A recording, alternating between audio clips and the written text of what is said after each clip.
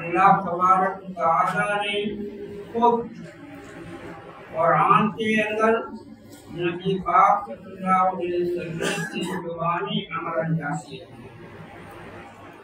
यस्अलूनका अनिल अहिल्ला कुल हिया मवाक़ीतु लिन्नास। यस्अलूनका अनिल अहिल्ला कुल हिया मवाक़ीतु लिन्नास। यस्अलूनका अनिल सलाला या यस्अलूनका अनिल इक़ामा कुल हुवा खैर। यानी इस तरह के जो यस्अलूनका अनिल महीद कुल हिया फ़अ्तज़िलुन निसा। इस तरह के जो सवाले हैं इनको उलमा ने फ़क़ाहे कुरानिया या इसी तरह से ये फ़क़ाहे कुरानिया से ताबीर किया है या फ़क़ाहा रिवायती मज़कूर है।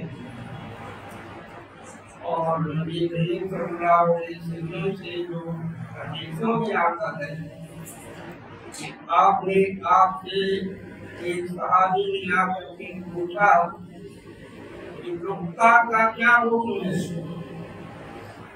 आपने क्या कहा था? अर्रिफ़हा सनतन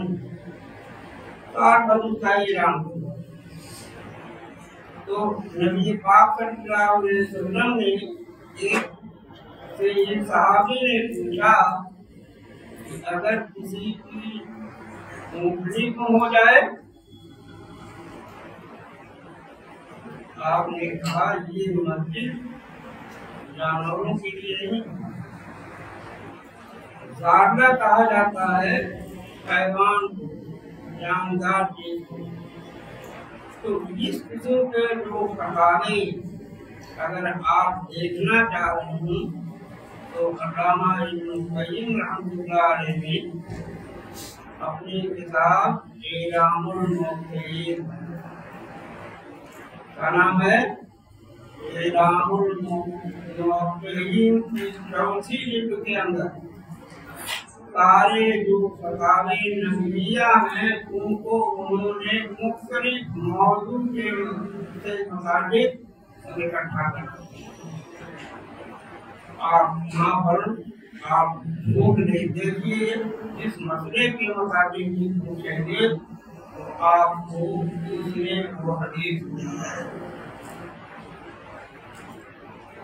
तो कहने का मतलब ये है कि ये अमल खुद अल्लाह तबारक व तआला ने और नबी पाक सल्लल्लाहु अलैहि वसल्लम ने भी अपने ज़माने में अंजाम दिया। आपके बाद ये जिम्मेदारी सहाबे किराम,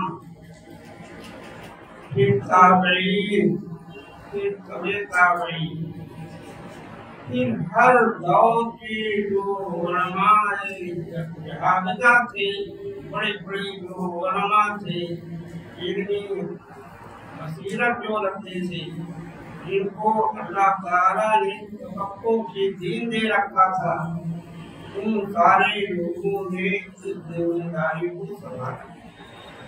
और आज तक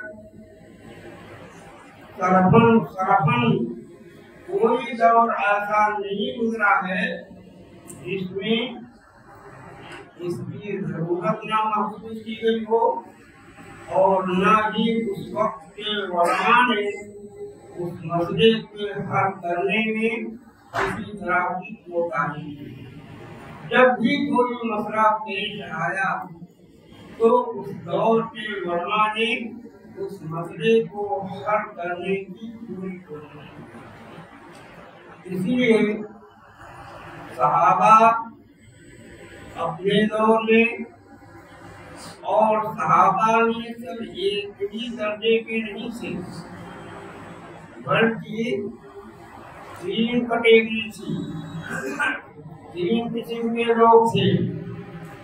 एक तो वो हजरात थे जिन्होंने ज्यादा से ज्यादा फतवा दिया। ऐसे लोगों की तादाद 12 बताई जाती है।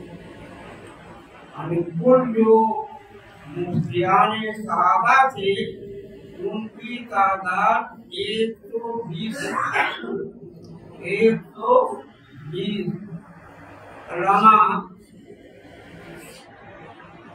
आपने दावा अगर पढ़ी होगी उसमें भी तादाद यही बताई गई है। अल्लामा शातिबी ने भी यही तादाद बनाई है और इसके अलावा और किताबें पर जिन लोगों ने भी किताबें लिखी है जानो मशहूर है उसमें भी आपको यही तादाद मिलेगी। 120 मुफ्तियाने सहाबा की तादाद, जिसमें से कुछ मुफ्तिरीन थी। मुफ्तिरीन का मतलब ये होता है जिनसे फतावे ज्यादा से ज्यादा उनसे फतावे मिलते हैं। उनकी तादाद में ये आप लिख लीजिए। मुफ्तिरीन में हज़रत उमर बिन खत्ताब, इब्ने मसऊद, हज़रत आयशा, अब्दुल्ला इब्ने अब्बास, अब्दुल्ला इब्ने उमर, ज़ैद बिन साबित, ये वो हज़रात हैं जिन्होंने इनके फतावे कसरत से मिली। दूसरा लोग जो था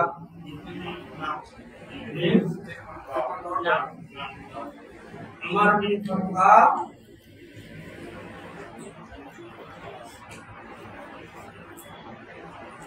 अब्दुल्ला इब्ने मसऊद, हज़रत आयशा, अब्दुल्ला इब्ने अब्बास, अब्दुल्ला इब्ने उमर,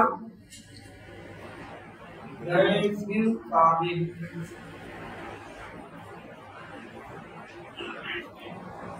रिवायत एक अलग चीज लेकिन फतवा एक अलग है। उसे वरना रिवायत अगर देखेंगे तो हजरत अबू हुरैरा की रिवायत तो बहुत की हैसियत से वो मुफ्तिरीन में नहीं आ रही। इनके फतावे जो हैं वो मुफ्तिरीन में आ रहे। कौन? हजरत अबू हुरैरा। तो मुफ्तिरीन में कसरत से जिनके फतावे हैं वो यही 12। आप समझ आई? अब उसके बाद जो मुतवस्सितीन में अबू सईद खुदरी, अबू हुरैरा, हजरत अबू बकर, उम्मे सलमा, अनस बिन मालिक, उस्मान बिन अफ़्फ़ान वगैरह, ये कुल 13 सहाबा हैं जिनको मुतवस्सितीन में शुमार किया गया। यानी इनके फतवावे जो है ना तो बहुत ज्यादा है और ना ही बहुत कम, बीच का में इनको शुमार किया है। तीसरा ग्रुप जो मुक़िद्दीन कहलाता है, यानी जिनके बस चंद देखा फतावे इस तरह से मिलते फतवे की शक्ल में नहीं, रिवायत तो है लेकिन फतवे की शक्ल में नहीं। मसले मसाइल उन्होंने तो ये मुक़िद्दीन में आते हैं।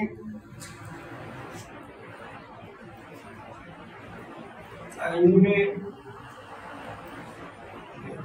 सईद बिन ज़ैद, हज़रत हसन, हज़रत हुसैन अबू अय्यूब अंसारी, अबू उबैदा बिन जर्राह, उसामा बिन ज़ैद, उम्मे आतिया, हज़रत अबू दर ग़िफ़ारी के कम से कम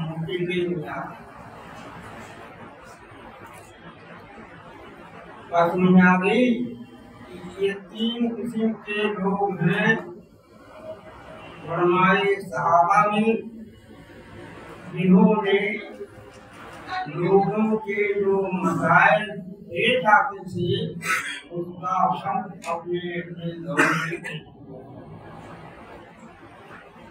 ये इस तरह से दावत को तबलीग है, खुतबा देना है, इमामत कराना है और दूसरी इस तरह की जो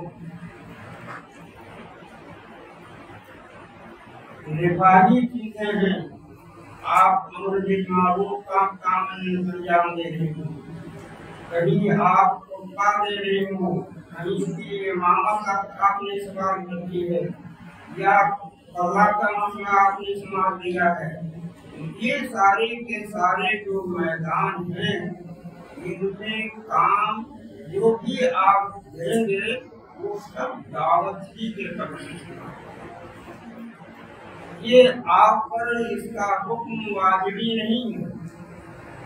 ये जैसे दावा आप करते हैं और दावा का काम ये होता है कि एक दाई जो होता है वो उस पर दावत अगर इल्म है और उस इलाके के अंदर कोई दाई मौजूद ही नहीं है सिवाय एक आदमी के और मसला भी बिल्कुल सामने मौजूद है, एक शख्स हज पर जा रहा है और हज के मसाइल मालूम करने के लिए उसको सख्त जरूरत पेश आ गई। अब उस इलाके के अंदर अगर कोई दूसरा नहीं है तो ऐसी सूरत में जो भी जानकार मौजूद है उसके जिम्मे वाजिब जरूरी है। लेकिन बहुत से लोग मुफ्तियान हैं या बहुत से मसाइल का अपना फहम बसीरा कर रहे हैं, लोगों को अच्छी तरह से वो समझा बुझा सकते हैं, तो ऐसी सूरत में ये अमर वाजिब नहीं कर दे पाया। और इस चीज की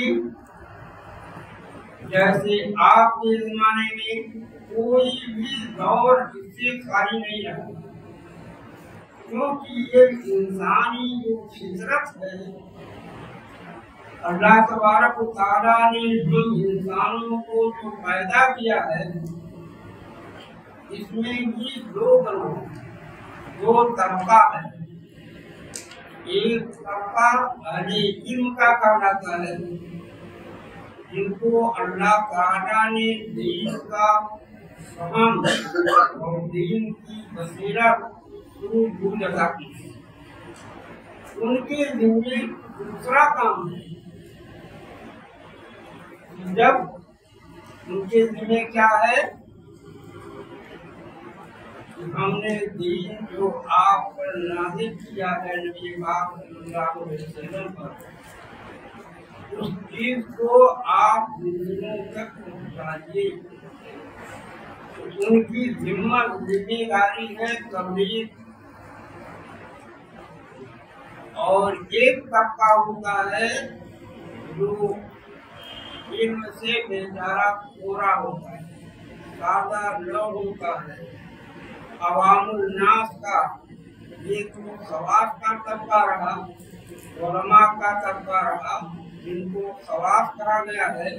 इनकी जिम्मेदारी ये है कि दीन के मसाइल को वो वाज़ेह करें।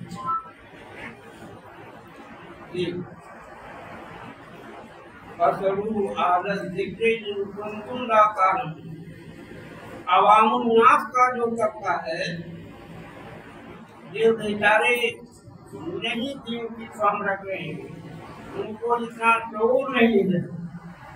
उनकी जिम्मेदारी है कि जब कोई मसला सामने आ जाए तो आप क्या करें, पहले से पूछिए।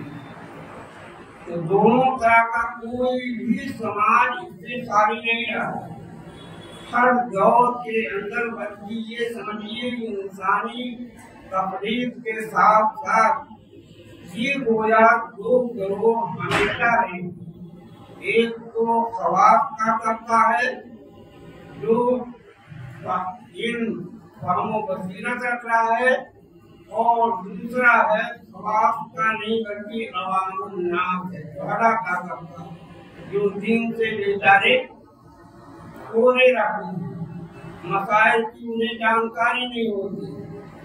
इसलिए इस फतवे का मंडिये इंसानी तकलीफ के साथ साथ जब जो चीज हमारे माशरे में इसकी जरूरत शुरू ही से महसूस की गई, तो उसी वक्त से उलमा का पूरा मसाइल का वजाहत बयान इसका भी सिलसिला उसी वक्त घर के रस्मी तौर पर ये जो इनमें हिस्सा है, नबी करीम सल्लल्लाहु अलैहि वसल्लम ने अपने दौर में सबसे पहली ईद आपने रखी निष्ठा की। लेकिन इसका मतलब ये नहीं है कि पहले जो अंबियाए किराम थे उनके आवाम में जो भी कमियां थी, जो भी जरूरत होती थी उसकी वजाहत नहीं होती थी, ऐसा नहीं है। ये है कि हर दौर के अंदर उनकी ये फितरी चीज है, हमारी इंसानी फितरत में ये दाखिल है कि दो तरह के लोग आपस में मिल करके रहते रहे, और जो भी इस तरह का रहा, एक तो अवामुन्नास का तबका रहा और एक खवास का तबका जो अहले इल्म का रहा। अहले इल्म का की जिम्मेदारी अल्लाह ताला ने क्या बयान की है, जो कुछ हमने आप पर नाज़िल किया उसको लोगों के सामने बयान करना है। और सवाब के लिए तो अवामुन्नास को क्या जिम्मेदारी दी है,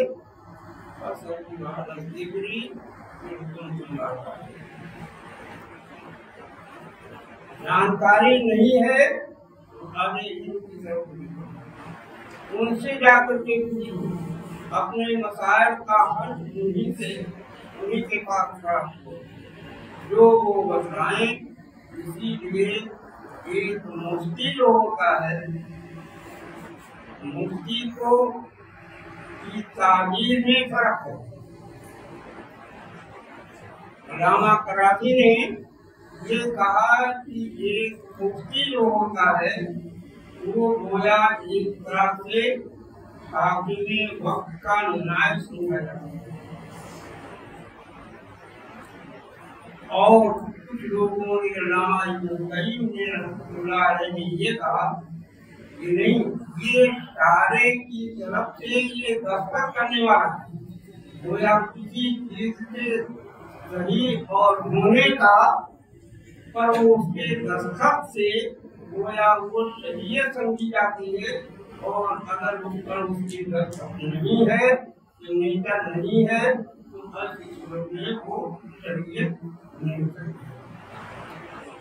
तो बल्कि अल्लामा शातिबी रहमतुल्लाह अलैहि जिनकी किताब अल-मुवाफ़क़ात है, उन्होंने अपनी किताब में कहा कि एक मुफ्ती बाज़ मौके पर वो शारे का दर्जा, इशारे तो अल्लाह उसके रसूल हैं।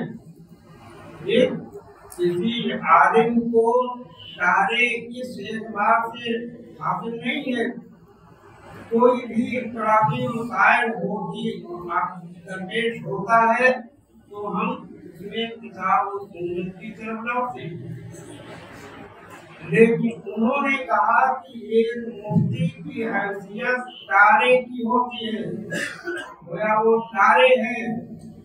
कैसे कहा, जितने मसाइल जो पेश आ जाते हैं और जिसके मुताबिक कोई नस नहीं, कोई ना कुरान के अंदर दलील है, ना हदीस के अंदर दलील है, ना किस तरह से उलमा के फतावे हैं, उस दूसरे में वो क्या है कि एक मुफ्ती अपना बहुत जिक्र करता है, इज्तिहाद करता है, और इज्तिहाद करके जो भी वो अपना रुख अपनाता है, जो मौक़िफ़ अपनाता है, उस मौक़िफ़ पर गोया वो शरीयत समझ करके वो फतवा देता है। तो उस मौके पर जब तक वो नस उसके खिलाफ ना मिल जाए, उस वक्त तक उसकी ये राय जो होती है, जो इज्तिहाद बहुत शीघ्र करके जो उसने मौक़िफ़ अपनाया है, वो शरीयत का दर्जा है। शरीयत की समझ करके उस पर अमल किया जाता है। इसीलिए आप देखेंगे कि जब एक मुफव्वज़ा यानी ऐसी औरत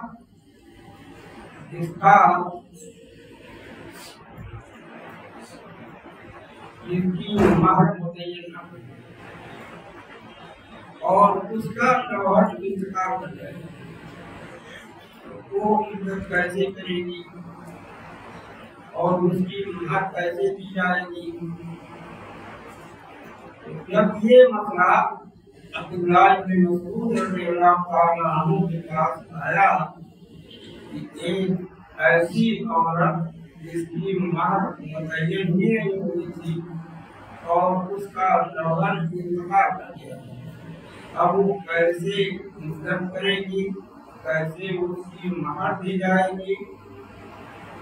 तो उन्होंने कहा कि मैं इस मसले में 1 महीने तक गौर करता था, किसी नतीजे पर मैं नहीं पहुंच सका।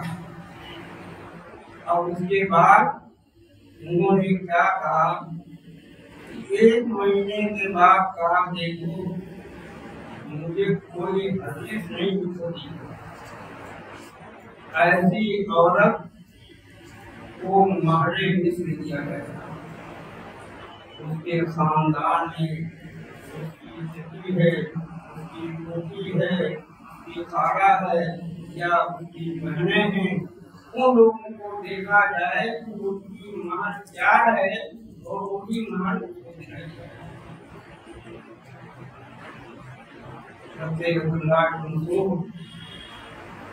ने जो बयान किया उसी में कबीले दोषों का शक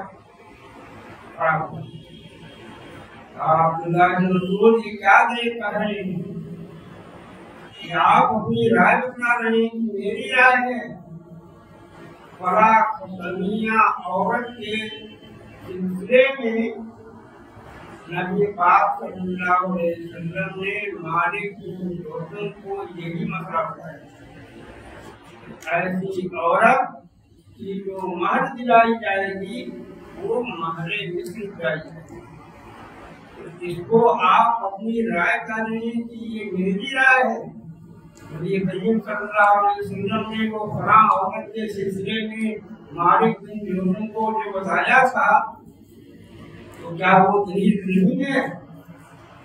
तो उन्होंने कहा कि मुझे इतनी खुशी हुई, या तो जिस वक्त इस्लाम लाया था उस वक्त मुझे खुशी हुई थी, और या तो जब ये देखा कि हमारी जो राय है उस राय के मुताबिक अधिक से अधिक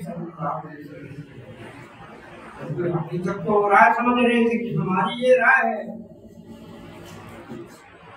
ये सहाबा के अंदर जज्बा। और इस तरह से ये बात की हदीसों पर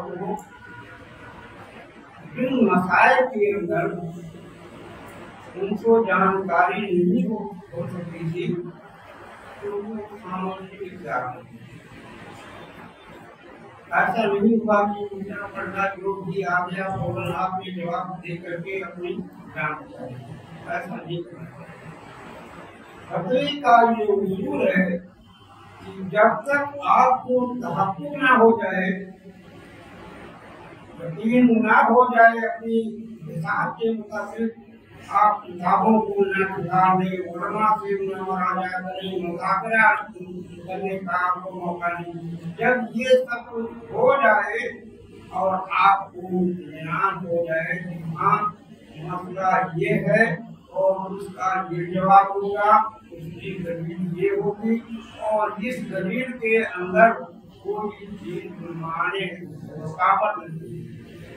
अगर ये सारा हो जाए तब तो समझ लीजिए आपको इत्मीनान रखना चाहिए और उस वक्त आप जबकि वो आपकी राजी है, लेकिन उसके बावजूद जब तक आपको यकीन, और यकीन कैसे होगा, किसी मसले के अंदर उसका हकीकी पहलू कब वाज़ेह होगा, जब कोई मसला आपके सामने आए उसमें आप ये देखिए ये मसला आया दारुल क़ज़ा में भी गया है या नहीं। अगर दारुल क़ज़ा में पहुंच गया तो आप फतवा देने की जरूरत नहीं, क्योंकि दारुल क़ज़ा से जो फतवा जो हुक्म होगा उस हुक्म पर अमल करना आप पर वाजिबी हो जाएगा, और जो फतवा होगा फतवा ये वाजिबी नहीं होता है, ये इख्तियारी होता है। आ रही है तो ये तो पहली बात ये कि अगर आपको पता चल जाए कि साहिल ने ये मसला दारुल क़ज़ा में रख रखा है तो आप उस पर हरगिज़ फतवा नहीं, वो दारुल क़ज़ा ही के हवाले, क्योंकि आपके बदले का कोई नहीं होता। दूसरी चीज ये है कि आप जो मसाइल जो सवाल आपके पास आया हुआ है उस सवाल के मुताबिक देखिए कि कोई अगर शिफा पाया जा रहा है किसी किस्म का वो मसला आपके लिए वाज़ेह नहीं हो रहा है तो आप शायद से इस्तिशार करें। अगर शायद वहाँ मौजूद है तो उससे पूछिए ये जो तुम्हारा सवाल कर रहे हो ये सवाल ये माफी है, इसको वाज़ेह करो। अगर वो वाज़ेह कर देता है, ये दूसरा वो है। पहला नंबर तो ये है कि दारुल क़ज़ा में देख लीजिए, दूसरा नंबर ये है कि उसके अंदर कोई शिक आप पर न हो। मसलन एक शख्स आया और सवाल किया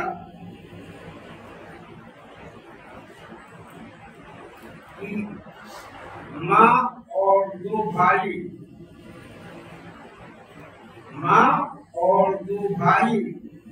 हैं तो ऐसी सूरत में तर्का कैसे तकलीफ होगा। आप पूछ लें कि भाई ये जो दो भाई खा रहे हैं ये भाई कौन से हैं? अल्लाही भाई भी है, अखियाबी भाई भी है, आइनी भाई है, अगर आपका सियासी भाई है जो बाप शरीफ कहलाता है,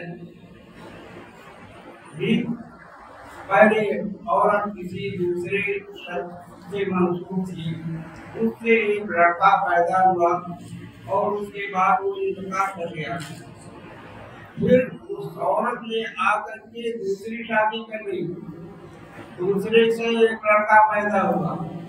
ये दोनों जो भाई होंगे ये क्या कराएंगे? ये अखियाती कराएंगे।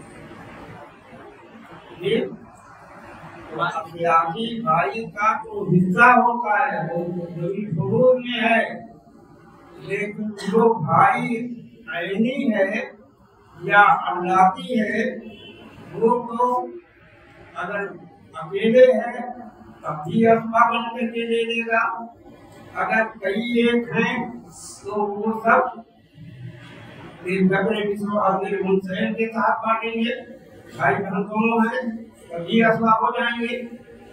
इसलिए जब अगर आपके पास ऐसा सवाल आए कि उसमें आपको लग रहा हो तो आप समझ में आ रही है। अब उसके बाद तीसरा नंबर किसी मसले के तहफ़्फ़ुज़ का,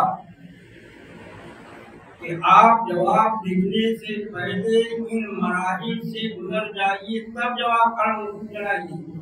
ऐसा ना हो कि फौरन फतवा का सवाल आ गया और आप गुना ऐसा न कीजिए। बात समझ में आ रही है? तो दूसरे नंबर पर ये मसले का पूरे तौर पर आप समझ लें और उसके बाद फिर जवाब। तीसरा नंबर ये है कि जो सवाल आया है उसमें कोई कैद तो नहीं है, कोई शर्त तो नहीं है, या कोई ऐसी चीज माने तो नहीं है। एक शख्स ने आपसे पूछा कि मैंने 200 बकरियां काट रखा, अब 200 बकरियां हैं तो हमको हम पर ज़कात कैसे दी जाए, हम निकालें ज़कात कैसे हम दें? आपसे किसी ने सवाल किया, तो आपको तहफ़्फ़ुज़ के लिए अपने के लिए आप उनसे पूछिए कि ये जो इतनी बकरियां आपके पास हैं वो आया आप पर अपना पालतू है, अपनी जरूरत के साथ आपने रखा है, या तेरा गाँवों में इस तरह से चलने वाली क्रिया? अगर चरागाह में चलने वाली है तब तो ऐसी सूरत में उस पर ज़कात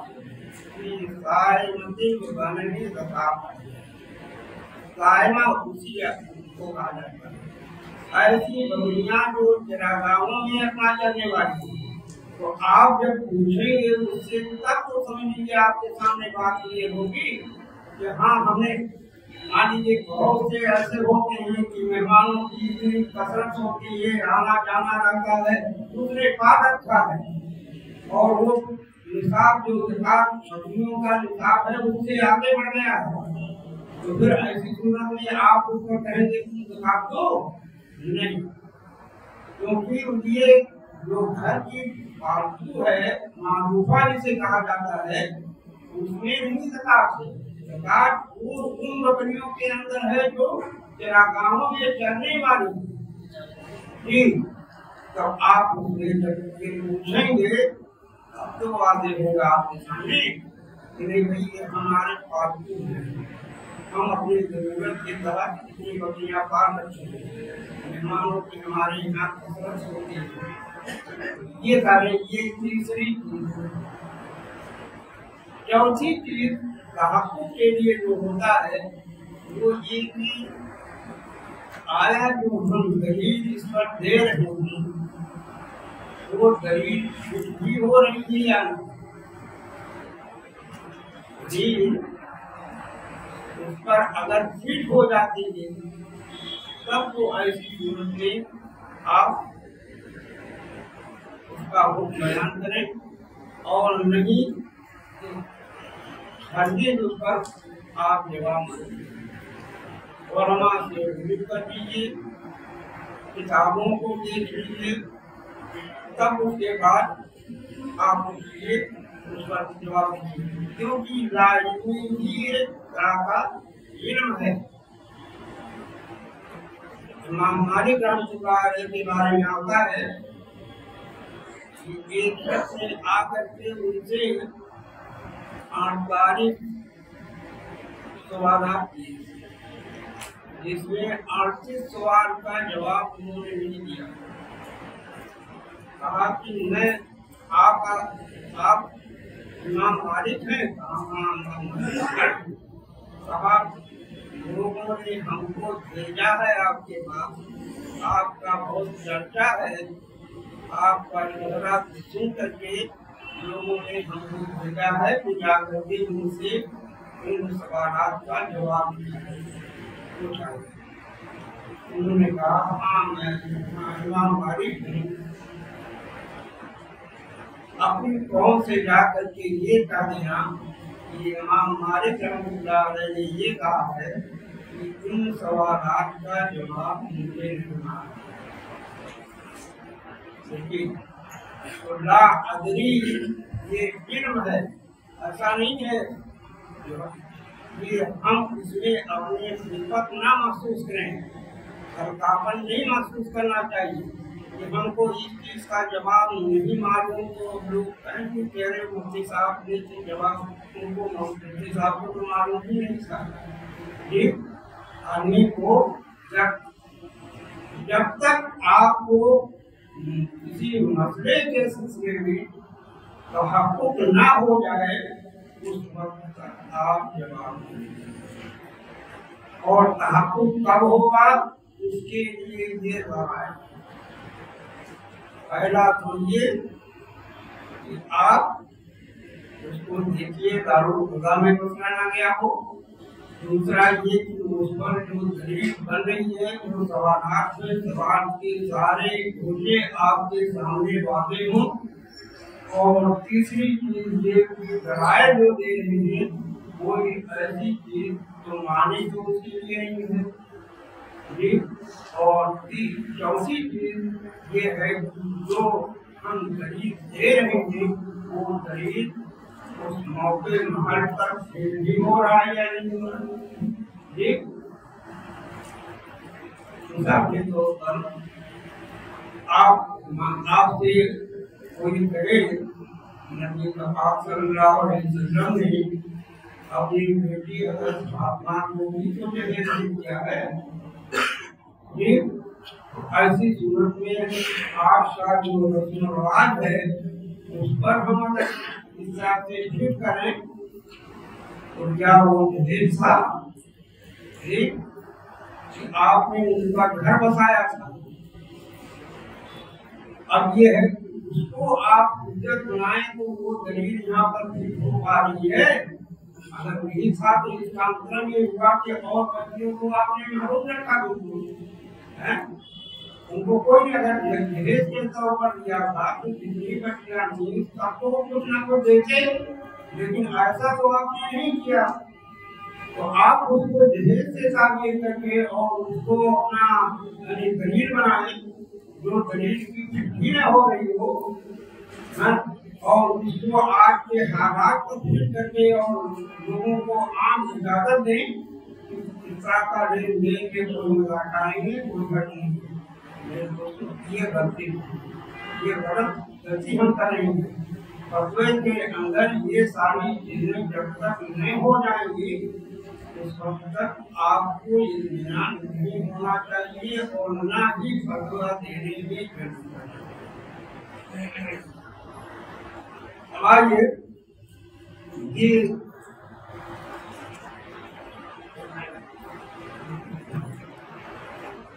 जो आप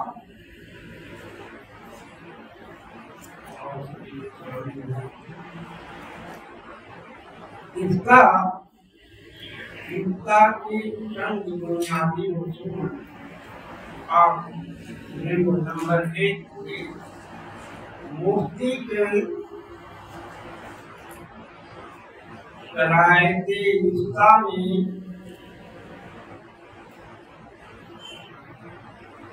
इस्लाम बुलूगत अदालत और इत्तिहाद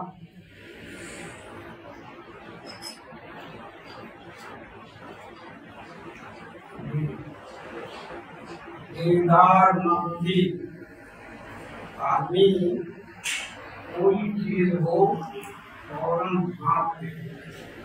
शायद आया है, शायद का स्वाद जो हो रहा है वो मकसद उसका क्या है, कहीं ऐसा तो नहीं शायद वो देखते ही फौरन वादी भाप जाए। ये आदमी अमल करने के लिए भी फतवा दे रखो कर रहा है। फतवा जो पूछ रहा है ये अमल उसका मकसद नहीं है। अपने जिंदगी में मक्का भी लिए करते थे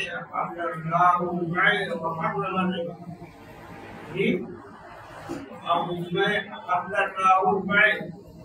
कहा ये बै ही एक है।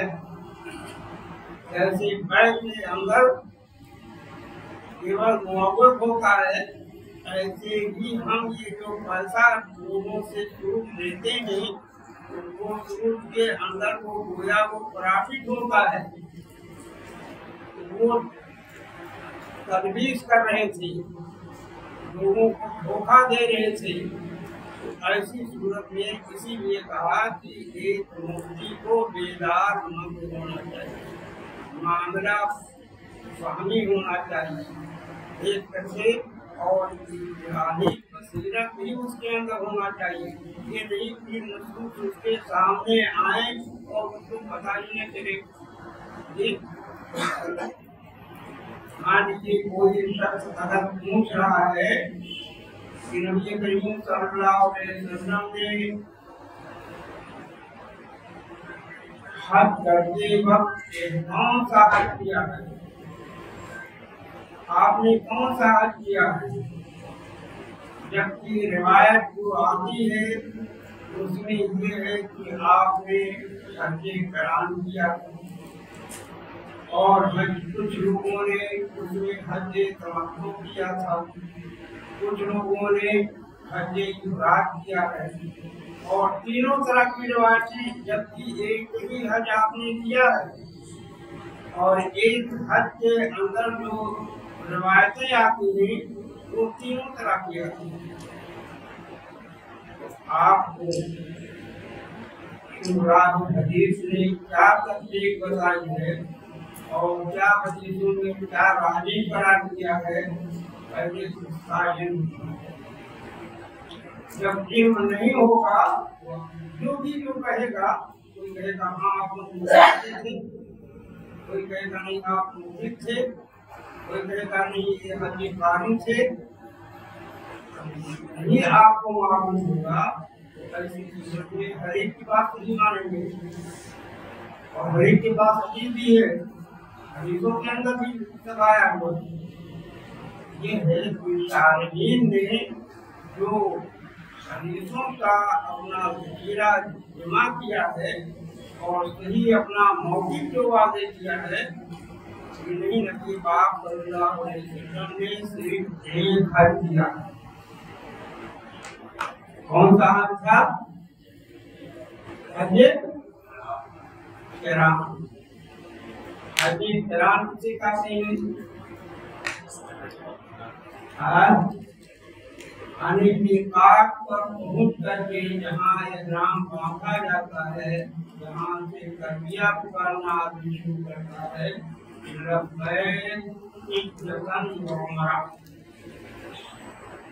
दो अमल हुआ और दोनों अमल की हज और उम्रा दोनों का आपने एक वहाँ पर इहराम बांध दिया, तो उसको कहा जाता है क़िरान। और अगर श्री उमरा का एहराम आता है, लब्बैक उमरतन का करके एहराम बाबा तलबिया के बाद हुआ गया, तो जो आमादे उमरा है गया एहराम को वहाँ पर एहराम पहन करके गया, तलबिया पुकारा, तवाफ किया, सही किया, उसके बाद उमरा से फारिग हो गया। ये उमरा से फारिग हो जाता है। अब ऐसी सूरत में अब वो सारी चीजें उसके लिए हराम होगी, जो महजूरात हराम थे वो सबसे अब हो गया, वो निकल गया, कुछ नहीं उसके लिए कोई चीज हराम नहीं। ये बातें मिली को फिर 8वीं तारीख आती है, वही मक्के ही में रहते हुए जहाँ भी चाहे होटल में हो, चाहे अपना मकान हो या जहाँ कहीं से गिरा हो, वहीं से फिर गोया ये सबब के अंदर दोनों अमल को इकट्ठा किया है, इसको कहा जाता है हज्जे तमत्तु। और अगर हज इफराद किसने किया है तो कहा जाएगा मिकात पर पहुंचकर वो लब्बैक इज्जतन करेगा। हज का तलबिया पुकार करके वो इहराम मांगा और उसके बाद अपना जाएगा, उसी इहराम की हालत में कब तक खड़ा रहेगा? 12वीं 13वीं तक खड़ा नहीं हो सकता। जब तक वो हज नहीं करा देगा इसलिए दोस्तों कोई भी मसला जब आए तो मसले की पूरी वजाहत करेंगे, तब उसके बाद आप जवाब देखेंगे तो आपका जवाब सही उतरेगा, वरना जवाब के अंदर गलती हो जाएगी और फिर उसका जो कुछ बजाय जवाब के दूसरे आपका आप खुद ना करें। अच्छा, तो मूर्ति के मुझे जो है ये 5 चीजें, एक तो क्या है मुसलमान कलमा को काफिर का फतवा नहीं माना जाएगा। ज़रूरत इसलिए कहा गया है कि ज़रूरत के बाद वैसे रवायत करने के लिए तो नहीं चाहिए, रवायत तो छोटा बच्चा भी रवायत कर सकता है, लेकिन फतवा देने के लिए ज़रूरत इसलिए कि उसमें जाकर के दिमाग जो उसका होगा वो कभी आ जाती है, और जो छोटा बच्चा होगा इसलिए ज़रूरत और अक्ल भी है। और अदालत का मतलब ये होता है, ये इंसाफ पसंद नहीं, अदालत एक शर्त है कि वो आदिल हो। तो आदिल का मतलब ये होगा कि उसके अंदर इंसानी मुरुव्वत मौजूद हो, वो अपने मकाम मर्तबे को पहचान रहा हो। ऐसा नहीं है कि औगात लोगों के साथ बैठ करके हुक्मरानी कर रहा है या उनके साथ बैठे दर्शक कर रहा है और वो आकर के फतवा देगा तो उसका फतवा जो है लोगों के नजदीक मोहतबर नहीं होगा। एक शख्स जो बागानियों के साथ बैठे अपना हुक्मरानी कर रहा है, दर्शक कर रहा है, इधर उधर की वो कर रहा है, ऐसे शख्स पर इस्तेमाल आदमी को नहीं रहना सकता।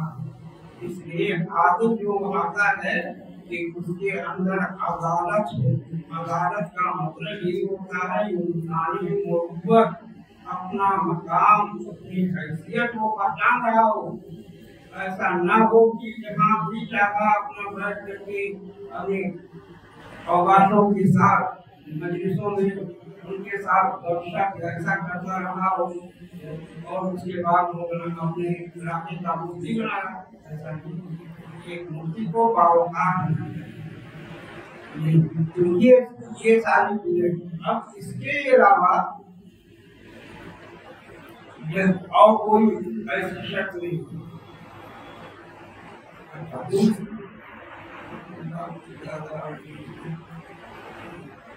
जैसे आदमी अगर देख नहीं पाता है, उसके अंदर कौन-सी बसात नहीं है या इस तरह से कौन-सी इस्तेमाल नहीं है, तो ये सब शर्त नहीं है। कोई भी एक अंधा आदमी भी फतवा दे सकता है, एक बहरा आदमी भी फतवा दे सकता है, या इस तरह से गूंगा आदमी अगर हिंदी की सलाहियत रखता है तो वो फतवा दे सकता है।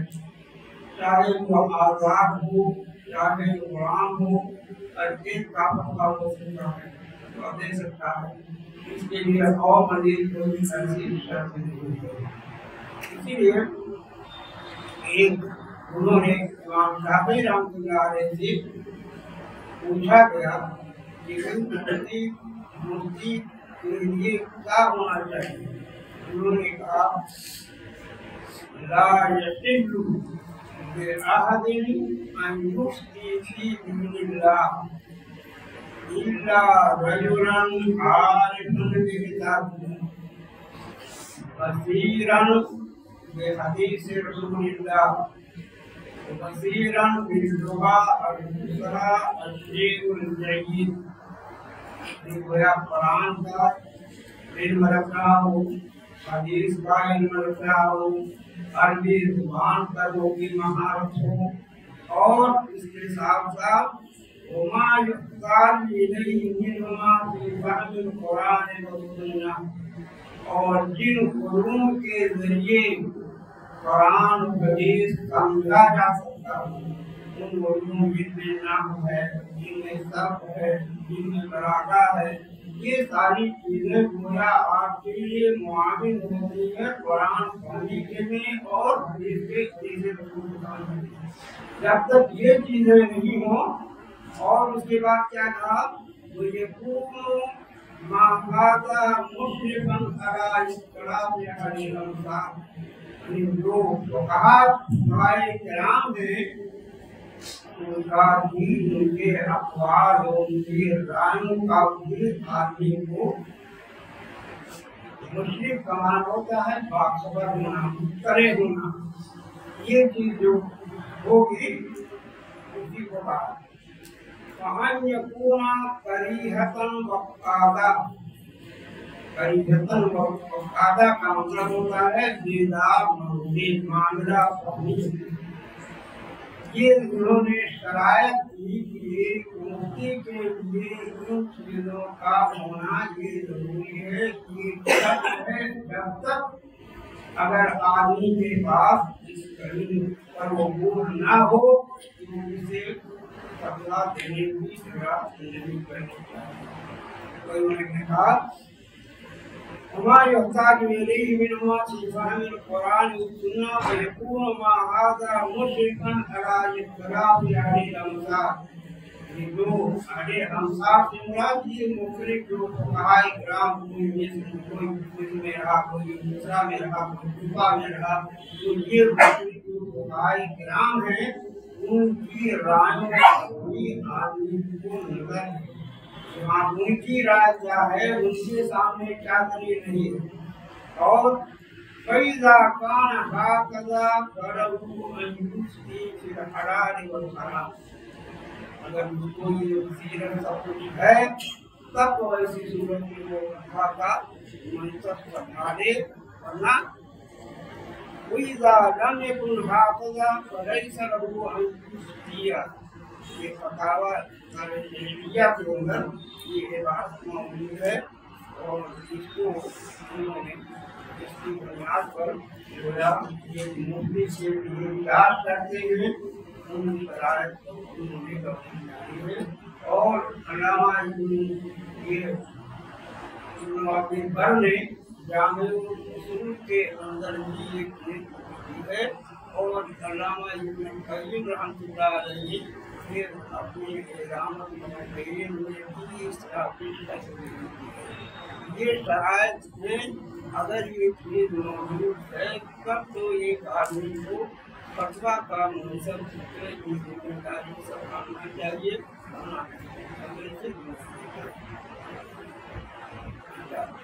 नंबर 2 लिखिए,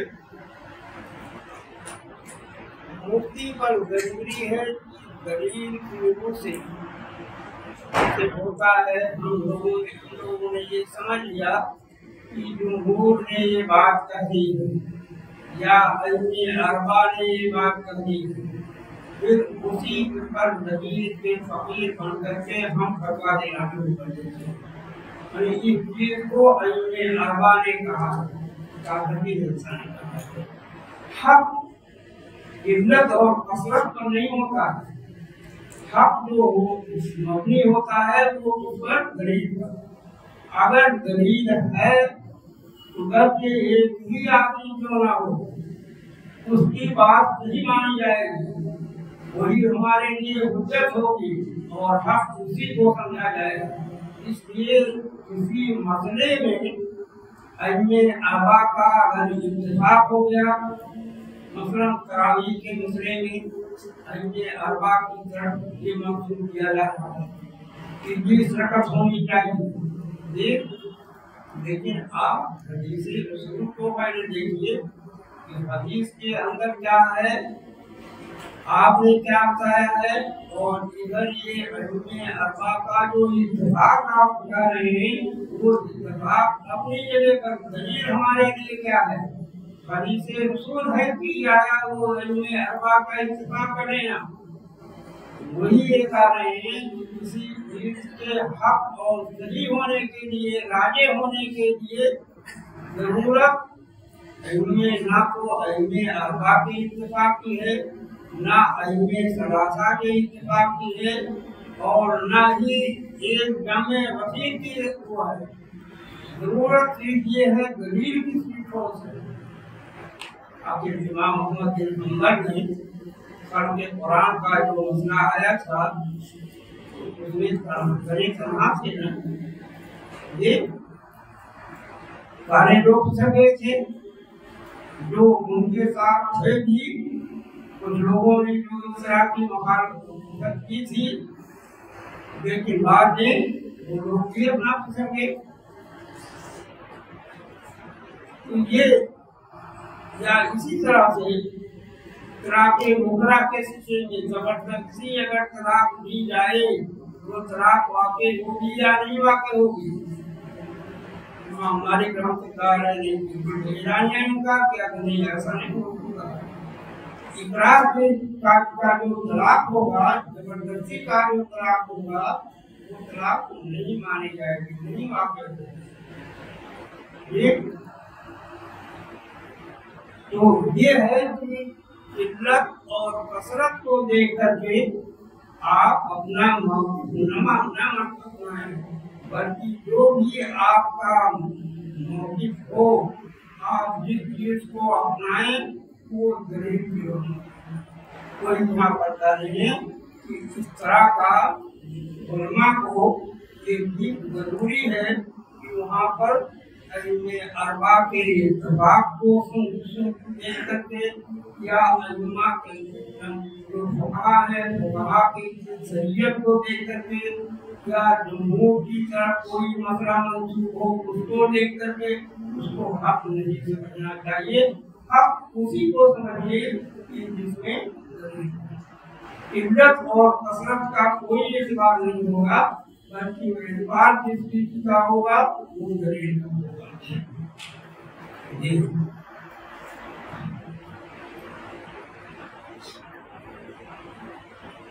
अच्छा, कुछ मसाइल ऐसे याद आते हैं कि आदमी अपने कहीं फैसला नहीं कर पाता, उलमा के अक़वाल मुख्तलिफ हो जाते हैं, राय भी मुख्तलिफ आ जाती है, उसमें ज़हन उसका ऐसा मुकद्दर हो जाता है कि वो कोई अपनी राय कायम नहीं कर पाता।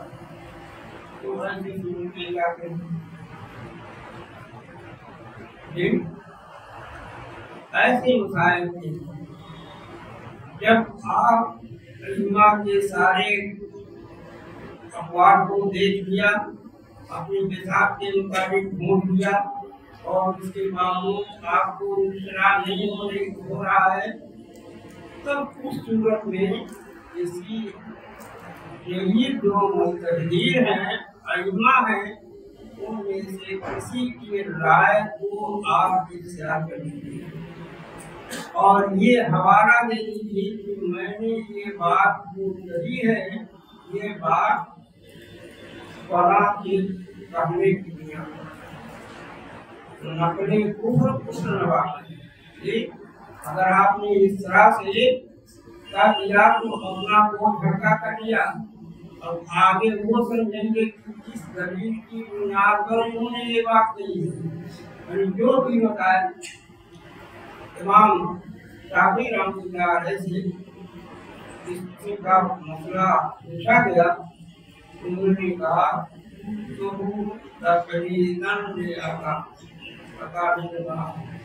मैंने ये बात जो कही है, मैं खुद अपनी राय नहीं देता हूँ, बल्कि ये अता बिन कबीर की तकरीर में ये बात कही। उन्होंने इस तरह का जिक्र किया है, इसलिए मैं उनका हवाला देकर देते हुए कहा।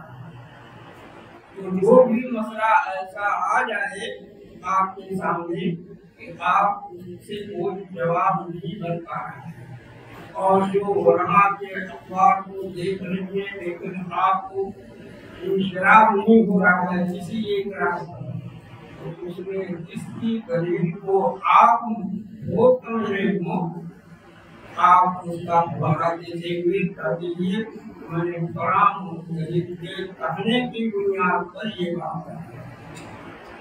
समझ में आ रही है?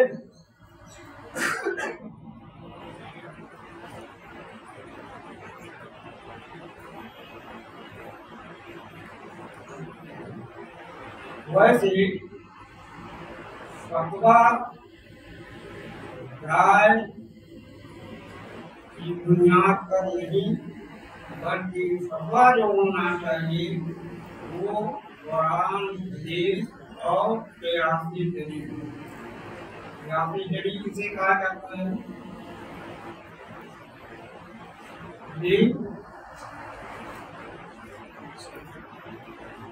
क़यासी दलील और क़यासी सही जाता है ना, तो ये क़यास क़यासी दलील जिसकी इल्लत मंसूस हो, जिसकी इल्लत नक्सन साबित हो। आपने ये चीज को इस पर क़यास किया, उसमें इल्लत क्या है? नक्स। मसलन नबी पाक सल्लल्लाहु अलैहि वसल्लम ने फरमाया ला युजना बैन तोरा व फूफी और भतीजी दोनों को ये निकाह में इकट्ठा नहीं किया जा सकता। या इसी तरह से काला और सांझी उन दोनों से एक आदमी निकाह नहीं कर सकता। क्यों?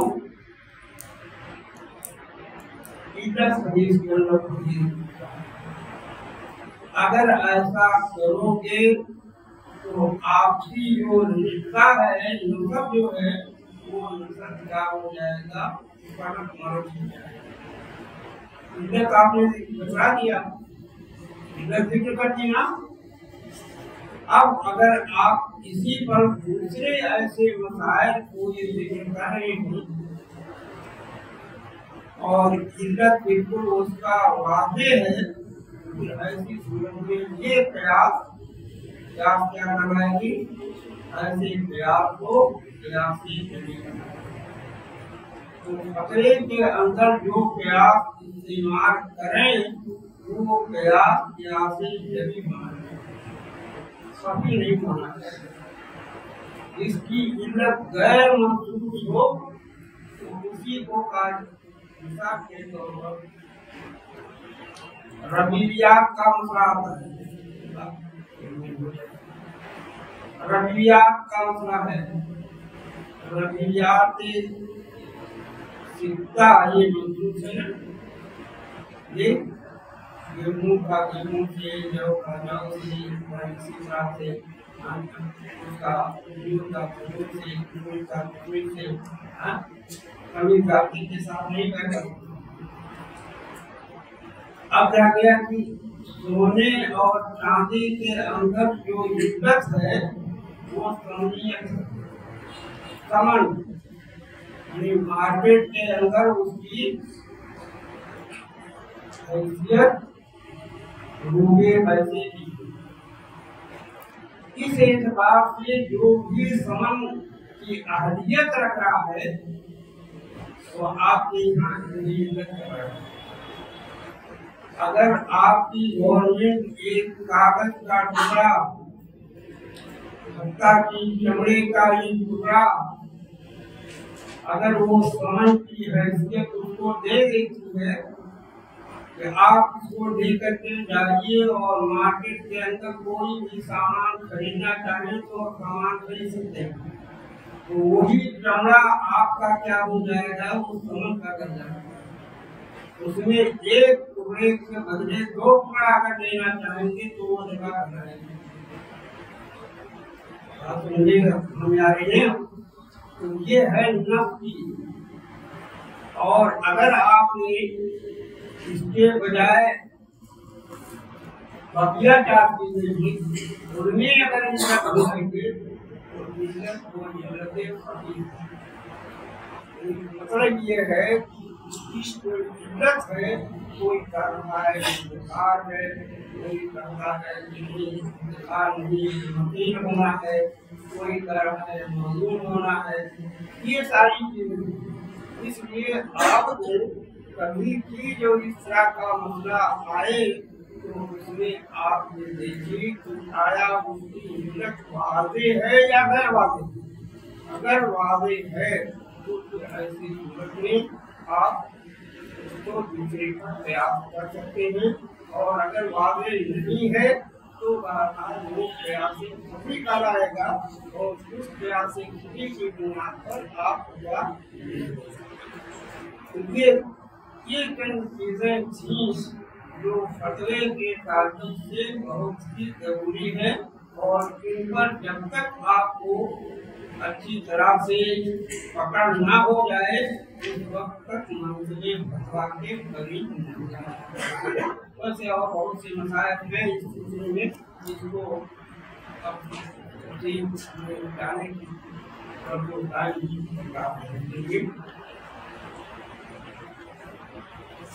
फतवे के अंदर एक चीज तो ये भी देखना चाहिए कि फतवा आप जो दे रहे हैं, फतवा अगर लिख करके दे तो उसके अंदर ये चीज काटिए कि फतवा लिखते वक्त आप सारी चीजों का अच्छी तरह से मालूमात करें और ये देख लें कि जो सिक्का कर रहा है वो हमारे फतवे का वो अमल है या नहीं। एक आदमी मान लीजिए आपसे सवाल कर रहा है कि भाई डरता फिरता रिक्शा चलाने वाला बेटा है, उसकी अपनी नहीं है ना उसके पास इल्म है। अब वो कह रहा है कि आप लोग इरादे शरिया और इरादे कौनिया करते हैं कि अल्लाह तबारक व तआला का इरादे शरिया के तहत जो होता है उसको हुक्म देता है, करने का हुक्म देता है और उसको पसंद भी करता है। तो सारी चीजें जो अच्छी होती हैं वो तो इरादे कौनिया के शरिया के तहत चली गई, और इरादे कौनिया होता है कि दुनिया का कोई भी काम बगैर अल्लाह ताला के इरादे के नहीं होता।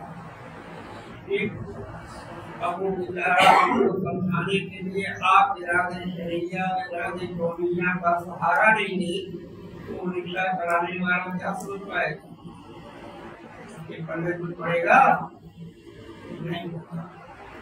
ये है कि शायर को देख लीजिए कि शायर पढ़ा लिखा है या अनपढ़ किस्म का।